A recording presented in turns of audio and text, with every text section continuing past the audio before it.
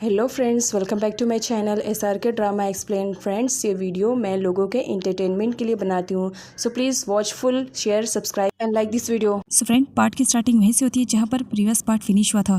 खोन जब घर जाती है, 4 गुंडे उसे फॉलो करते हैं। यहाँ पर खोन को मालूम पड़ता है कि वो चारों उसे किडनैप करने वाले हैं बिकॉज वो ईट की ट्यूशन टीचर है। जिस पर खोन कहती है, क्या सच में तुम लोग मुझे किडनैप करने के लिए आए हो? जिस पर वो चारों हंसने लगते हैं। ऑफ कोर्स हमें ऑर्डर मिला है तुम्हें किडनैप करने के लिए। और यहाँ पर जब वो लोग खोन को किडनैप करने की कोशिश करते हैं, देन यहाँ पर खोन उन लोगों की अच्छी वाली बैंड बजाती है, उन सभी की अच्छी वाली पिटाई और धुलाई भी करती है। लेकिन इस बीच एक किडनैपर खोन पर अटैक करता है, जिसकी वजह से खोन के ग्लासेस टूट जाते हैं और उसे चोट भी लग जाती है। ग्लासेस ना होने की वजह से अब खोन सही तरीके से उन लोगों को देख भी नहीं पा रही थी और ना ही उन पर अटैक कर पा रही थी। उन किडनैपर के लीडर को बहुत ही ज़्यादा बुरा लगा था जब खोन ने उस पर अटैक किया था। इसी वजह से वो खोन से बदला लेने के चक्कर में ज़बरदस्ती उसे किस करने वाला था, जहाँ पर सारे लोग उसे चेयर अप कर रहे थे। लेकिन सही टाइम पर ईट की एंट्री हो जाती है, वो उन लोगों की पिटाई करता है। चारों किडनैपर जब ईट को देखते हैं तो डर जाते हैं और फटाफट अपनी बाइक लेकर के वहाँ से रफू चक्कर हो जाते हैं। इधर खोन अपने ग्लासेस को ढूंढ रही होती है। बाद में ईट उसके ग्लासेस को उठाकर देखता है, वो बहुत बुरी तरीके से टूट चुके थे। अब यहाँ पर खोन देख भी नहीं पा रही थी। अगले सीन में ईट को दिखाया जाता है जो खोन को अपने फ्रेंड जेट के पास लेकर गया था। जेट देखता है खोन की कंडीशन को तो भड़क पड़ता है, किसने किया तुम्हारे साथ, मुझे बताओ, मैं उससे रिवेंज लूँगा। जिस पर ईट कहता है, एक काम करो, तुम पहले फर्स्ट एड बॉक्स लेकर आओ, बाद में रिवेंज ले लेना। जेट ईट की तरफ देखता है और उससे कहता है, बट तुम्हें तो कहीं चोट भी नहीं लगी है, तुम क्या करोगे फर्स्ट एड बॉक्स? जिस पर ईट कहता है, खोन के लिए मंगा रहा हूँ। इधर किडनैपर्स को दिखाया जाता है जो कि लिक और उसका फ्रेंड था। दोनों मिल करके खोन को किडनैप करना चाह रहे थे, लेकिन सही टाइम पर ईट के आ जाने की वजह से लिक अपने प्लानिंग में कामयाब नहीं हो पाया। इसकी वजह से वो काफ़ी भड़का हुआ भी था और वो नेक्स्ट प्लानिंग के भी बारे में सोच रहा था कि वैसा क्या करे जिसकी वजह से ईट की रेपुटेशन को वो जल्द से जल्द बर्बाद कर सके। ईट खोन की ड्रेसिंग कर रहा था, लेकिन खोन मना करती है, नहीं रहने दो, मैं खुद से कर लूँगी, मुझे अच्छे से आता है। तभी जेट आता है, इफ़ यू डोंट माइंड, क्या मैं तुम्हारी ड्रेसिंग कर दूँ, मुझे अच्छे से आता है। तब ईट कहता है, जेट तुमने कहा था ना कि तुम्हें इम्पोर्टेंट काम है। इस पर जेट कहता है, इम्पोर्टेंट काम? मैंने कब, तुमसे कब कह दिया मैंने? जिस पर ईट कहता है, अभी थोड़ी देर पहले ही तो तुमने कहा है, जाओ जल्दी से अपना काम फिनिश करो। जेट नहीं समझ पा रहा था कि ईट उसे वहाँ से जाने के लिए कह रहा है, जिस पर ईट उसके पैरों को अच्छी तरीके से प्रेस करता है, जाओ यहाँ से, तुम्हें इम्पोर्टेंट काम है ना? जिस पर जेट कहता है, ओह हाँ, मुझे याद आया, मुझे तो बहुत ही ज़्यादा इम्पोर्टेंट काम है। लेकिन जाने से पहले वो एक बार खोन के पास आता है, क्या ईट को ड्रेसिंग आती है? वैसे मुझे नहीं मालूम, लेकिन हाँ, तुम्हारा रिवेंज लेने के लिए मैं हमेशा रेडी रहूँगा। अच्छे से ड्रेसिंग करवाना बिकॉज ईट को नहीं आती है, केयरफुल रहना, ओके? ईट खोन की ड्रेसिंग कर रहा था। यहाँ पर खोन के थ्रू जब ईट को मालूम पड़ता है कि उसे इस वजह से किडनैप किया जा रहा था बिकॉज वो ईट की ट्यूशन टीचर है, जिसकी वजह से ईट और भी ज़्यादा शॉक में हो जाता। क्या क्या सच में तुमने ये सब मेरे लिए किया? अगर वो लोग फोर्स करते तो क्या तुम मुझे पढ़ाना छोड़ देती? इस पर खोन कहती है, नहीं, बिल्कुल भी नहीं, जब तक तुम एग्ज़ाम में पास नहीं हो जाते हो तब तक मैं तुम्हें अच्छे से स्टडी करवाती रहूँगी। खोन की सारी बातें सुनने के बाद ईट अपसेट हो जाता है कि उसकी वजह से खोन ने इतना बड़ा रिस्क लिया।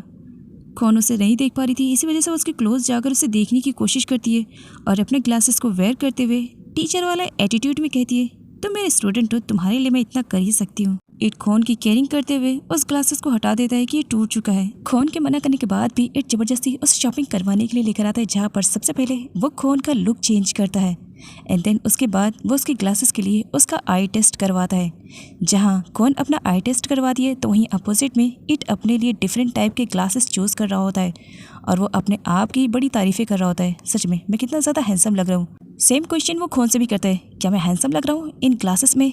खोन उसे बता दिए कि सच में वो बहुत ही ज़्यादा कूल लग रहा है ग्लासेस पहनने के बाद। खोन के मना करने के बाद भी ईट उसके लिए बहुत सारी शॉपिंग करता है। खोन जब घर जाने वाली रहती है, ईट उसे रोक लेता है, एक मिनट, क्या मैं तुम्हें घर पर ड्रॉप कर सकता हूँ? जिस पर खोन मना करती है, नहीं, कोई ज़रूरत नहीं है, मैं खुद से जा सकती हूँ। ईट उसके क्लोज जाता है और उसे कहता है कि वो इन लेंसेस में बहुत ही ज़्यादा अच्छी लग रही है। उन ग्लासेस में भी वो इतनी ज़्यादा प्रीटी नहीं लगती थी जितना कि इन लेंसेस में लग रही है। जिस पर खोन उसे पंच मारने की धमकी देती है, बस बहुत ज़्यादा हो गया। जिस पर ईट कहता है, ओह अच्छा ऐसी बात है, तो फिर पंच मार के दिखाओ मुझे।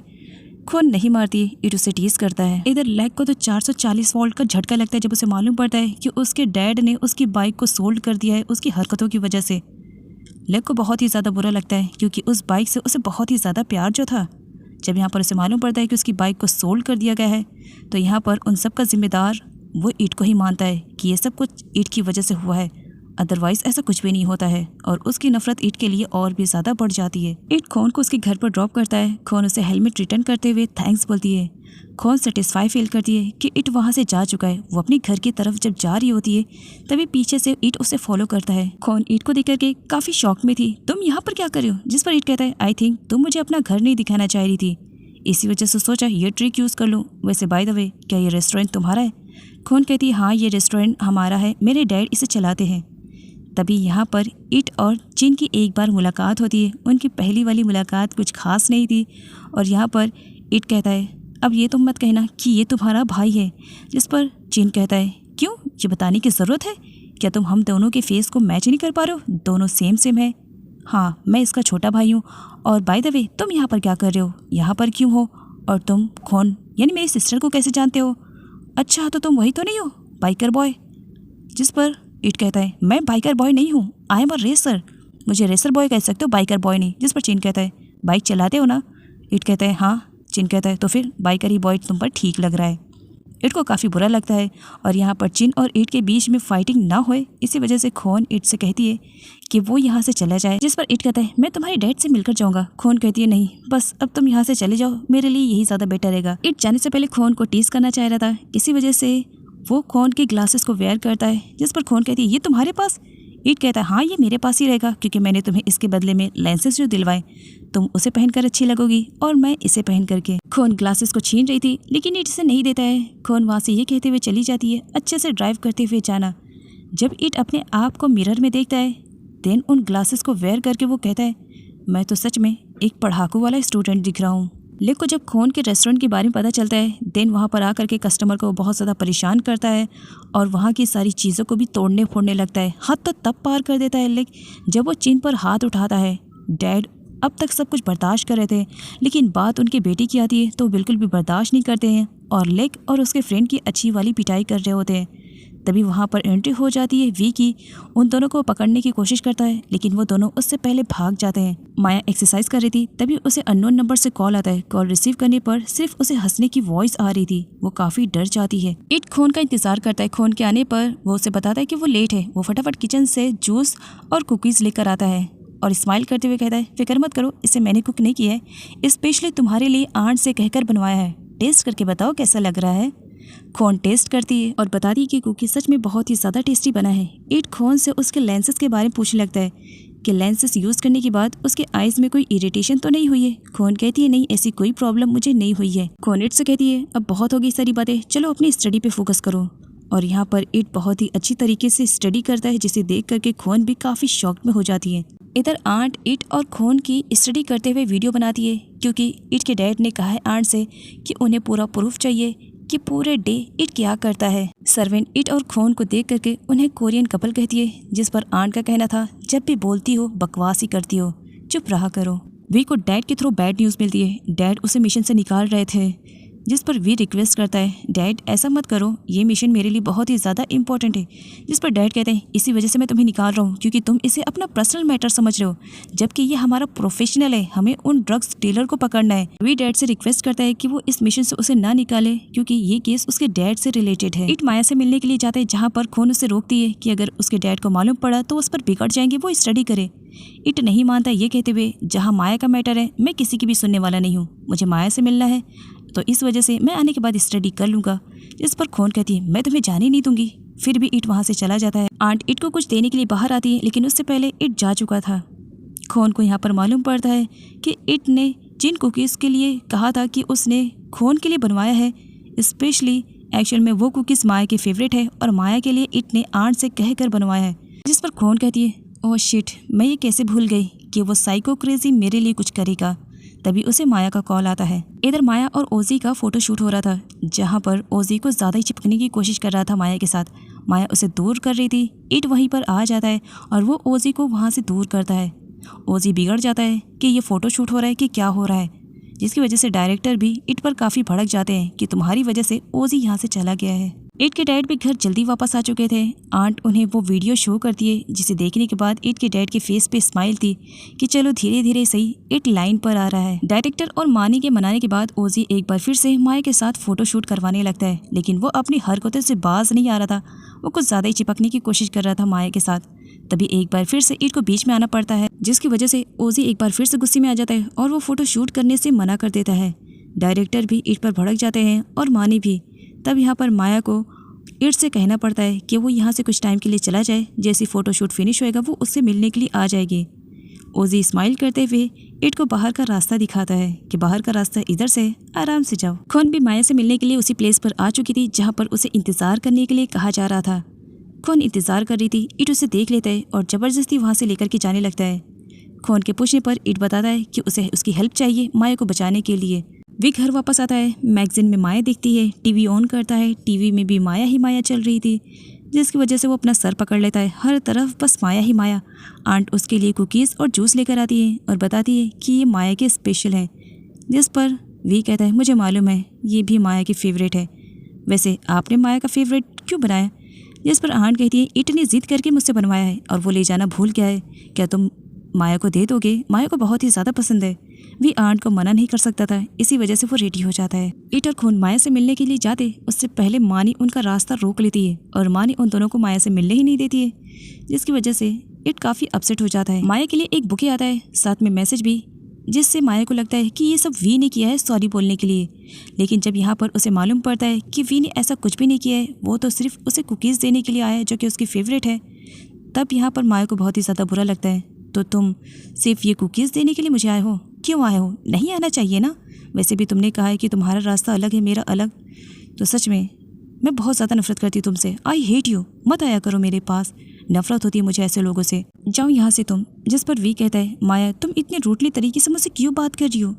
जिस पर माया कहती है स्टार्ट तुमने किया है। खून और ईट माया के लिए बहुत सारी शॉपिंग करके लेकर आते हैं। ईट वहाँ पर वी को देखता है, देन उससे कहता है तुम यहाँ पर क्या करने के लिए आए हो? जिस पर वी बताता है मैं उसी कुकीज़ को माया को देने के लिए आया था जो कि तुमने बनवाया था और लेकर आना भूल गए। जिस पर ईट कहता है हाँ तो तुमने कुकीज़ दे दिए? इस पर वी कहता है हाँ। ईट कहता है फिर किस बात का इंतज़ार कर रहे हो, जाओ यहाँ से। जिस पर खून कहती है वी क्या मैं भी तुम्हारे साथ जा सकती हूँ? वी कहता है हाँ चलो मेरे साथ। जिस पर ईट कहता है एक मिनट, तुम इसके साथ कैसे जा सकती हो? तो मेरे साथ आई हो ना, तो मैं तुम्हें घर पर ड्रॉप कर दूंगा, परेशान होने की ज़रूरत नहीं है। मानी काफ़ी डरी हुई थी और वो माया को बताती है कि उसके लिए एक गिफ्ट बॉक्स आया है जो कि बहुत ही ज़्यादा अजीब लग रहा है। आगे वी माया को खोलने से मना करता है, जिस पर माया जेलेसी में वी से कहती है मैं ओपन करूँगी, आई थिंक मेरे किसी फ़ैन ने मुझे सेंड किया होगा। गिफ्ट बॉक्स ओपन करते ही माया बहुत बुरी तरीके से डरती है और सीधा जा करके वी को टाइटली पकड़ लेती है। वी माया से कहते हैं डरने की कोई ज़रूरत नहीं है, मैं तुम्हारे साथ में हूँ। उस बॉक्स में एक लेटर था जिसमें लिखा हुआ था Maya is my heart, I love you. Maya काफ़ी डर जाती है कि ऐसे कौन कर सकता है और ये काम किसी और का नहीं लेक का किया धराया हुआ है। उस वक्त वो वहीं पर था। वो वी और माया की फ़ोटो को क्लिक करता है और माया के फ़ोन पर सेंड करता है और मैसेज में ये भी लिखता है कि उसकी नज़र माया पर 24 आवर्स है। माया यहाँ पर बताती है कि उसे अननोन नंबर से कॉल आते हैं जहाँ पर सिर्फ हंसने की वॉइस आती है। वी माया से कहता है डरने की कोई बात नहीं, तुम एक काम करो, तुम यहाँ से जाओ, मैं देखता हूँ हो ना हो वो बंदा यहीं पर ही है, उसने हमारी फ़ोटो को यहीं से ही क्लिक किया है। आगे वी को किसी बंदे पे डाउट होता है जहाँ वी और खून दोनों ही उसे पकड़ने में लग जाते हैं। काफ़ी टाइम के बाद फाइनली वो बंदा उनके हाथ में आ जाता है, लेकिन बाद में उन्हें मालूम पड़ता है कि उन्होंने गलत पर्सन को पकड़ा है, वो तो एक इलेक्ट्रिशियन है। ईट को भी 2 बंदों पर डाउट होता है। वो उन लोगों को फॉलो करने स्टार्ट करता है और वो थे लेक और उसका बेस्ट फ्रेंड। दोनों ही वहाँ से भागने लगते हैं ईट को देख करके। माया ईट को रोकती है कि कहीं उसे कुछ हो ना जाए, लेकिन ईट नहीं रुकता है। हील्स की वजह से माया के पैर में मोच आ जाती है, वो स्टेयर्स पे बैठ जाती है। वो ईट को बुलाती है, ईट नहीं सुनता है। सही टाइम पर वी आकर के माया की हेल्प करता है। माया मना करती है, मुझे तुम्हारी हेल्प और सपोर्ट की ज़रूरत नहीं है, मैं अपनी हेल्प खुद से कर सकती हूँ।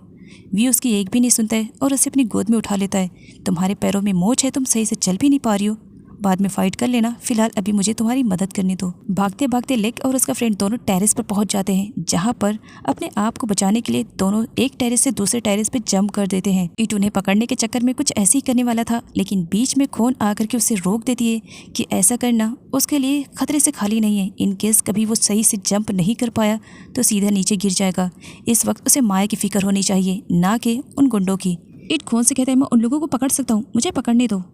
खून उसे रोकते हुए कहती है कि इस वक्त उसके लिए सबसे इम्पोर्टेंट माया होनी चाहिए, ना कि वो लोग, तो उसे माया के पास जाना चाहिए। इधर माया की ड्रेसिंग वी कर रहा था, जिसे देखने के बाद माया स्माइल कर रही थी क्योंकि वो वी के साथ टाइम स्पेंड करना चाह रही थी और उसे इस तरीके से टाइम मिलेगा जिसके बारे में उसे आइडिया नहीं था, बट वो फिर भी खुश थी। और यहाँ पर इन सारे एक्सीडेंट की वजह से ओजी तो इतनी बुरी तरीके से डर चुका था कि वो तो अपने लिए बॉडीगार्ड्स की डिमांड करने लगता है कि मुझे 24 आवर्स के लिए बॉडीगार्ड्स चाहिए, वो भी बहुत सारे। इट माया से मिलने के लिए आता है, जहाँ पर वी को उसके प्लेस से हटाकर वो खुद बैठता है। माया, क्या तुम ठीक हो ना? जिस पर माया काफ़ी रोटे तरीके से इट से बात करते हुए कहती है, अब क्यों आए हो? अब भी मेरी बात मत सुनो, जाओ यहाँ से।